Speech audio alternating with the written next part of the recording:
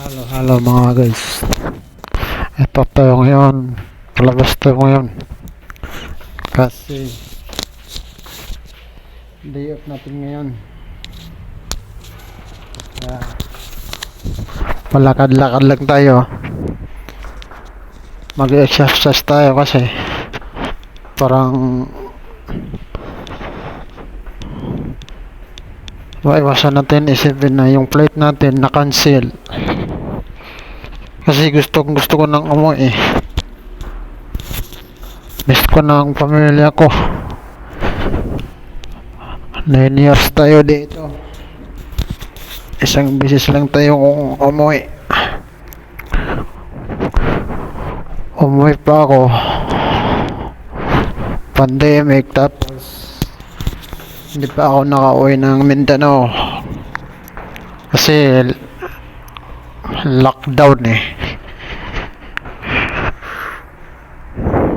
May ano pa kapag umuwi ka, may ano yung tawag kapag umuwi ka, mananatili ka pang 12 days sa ano, hotel. Quarantine, ano yun? Quarantine.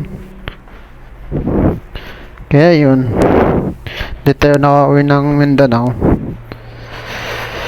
kasi short lang yung araw na day off natin. Malapit lang tayo bumalik sa Saudi.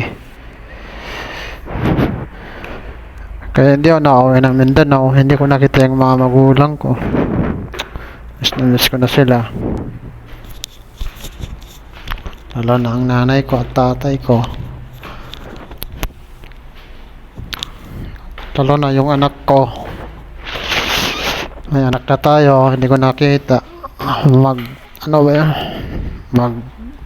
1 and 4 months. 1 year and 4 months na siya ngayon.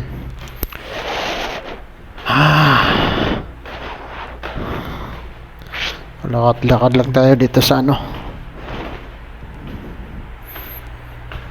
hagdan. Kasi third floor to eh. Magandang magpaano dito, exercise. Hagdan.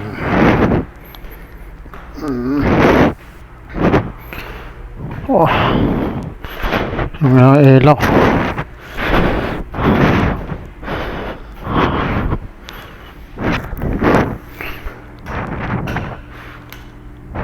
Patayin natin ng ilaw kasi sakit sa mata. Sakit sa mata. Hawi din tayo kasi may nag-post sa Facebook kanina. Ang Iran daw humihingi, pwede na daw silang makipag-negotiate ng ceasefire. Kaya ma-open din yung airport, saka makauwi tayo inshallah. Sana nga, kasi ang daming gustong umuwi,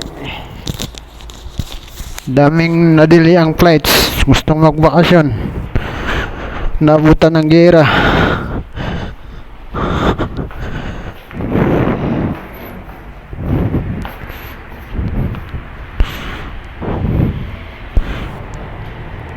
Wala to.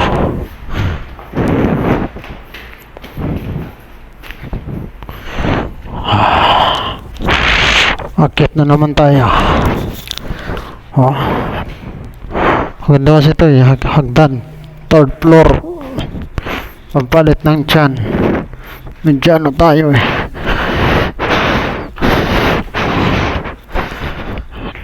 Tumaba tayo. Mga dun. Ako, first time ko ito maging YouTuber.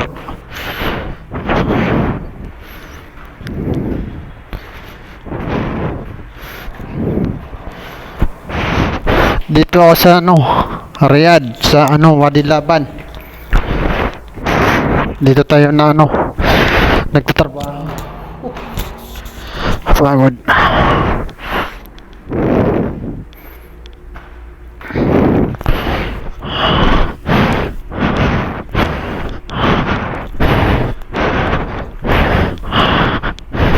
Ito yung ano namin, no? Bahay namin.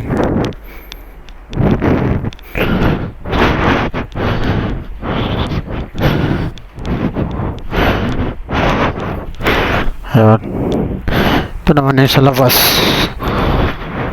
May ano, spotlight dun.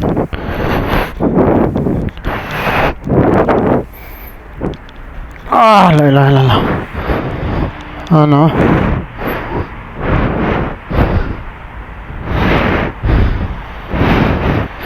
Yan ang bahay natin.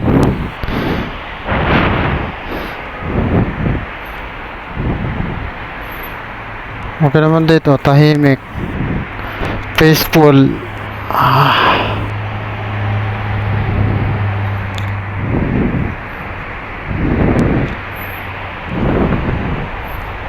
Sige mga ano, mga lodi, mga idol.